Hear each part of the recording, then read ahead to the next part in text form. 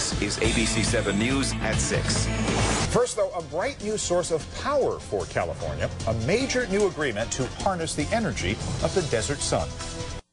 PG&E signed new agreements today with an East Bay company to dramatically step up production of solar power in California. It sets the stage for a whole new type of solar power plant, the first of its kind in the nation. ABC 7's Cheryl Jennings reports. Harnessing the energy of the sun and turning it into power for your home is seen as one of the most environmentally sensitive ways to counter global warming. One Bay Area company is hoping that hundreds of mirrors will turn the sun into power. This video from Oakland-based BrightSource Energy shows a power plant it operates in Israel. So it's a very low-cost way to produce solar energy at very large scale. Here's how it works. The sun hits giant mirrors reflecting back on an enormous solar cell tower. That focused light then heats water, making steam that turns the turbines that produce power.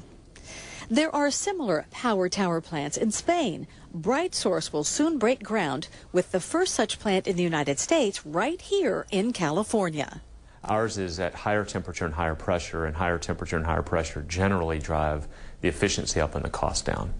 That first power tower will be built in the Southern California desert community of Ivanpah. This one plant will produce 400 megawatts of power.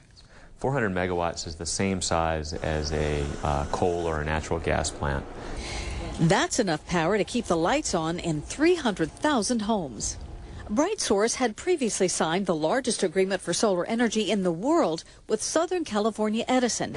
Now they've sealed a deal with PG&E. They looked at the technology, they'd seen it demonstrated, and they became more and more confident in the fact that we would be able to deliver power between now and 2015 or 16.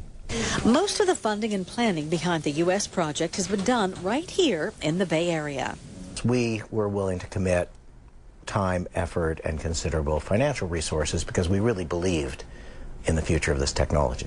San Bruno-based Vantage Point Venture Partners has committed that capital to build the project. CEO Alan Salzman says it's an investment not only in the environment, but what he sees as our energy future. We think solar thermal will produce upwards of 20% of all the electricity needed in the United States. Cheryl Jennings, ABC 7 News.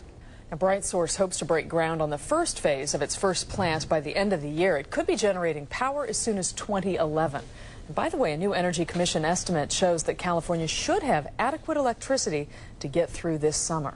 Good news there. California State University students are facing a 10% hike in tuition.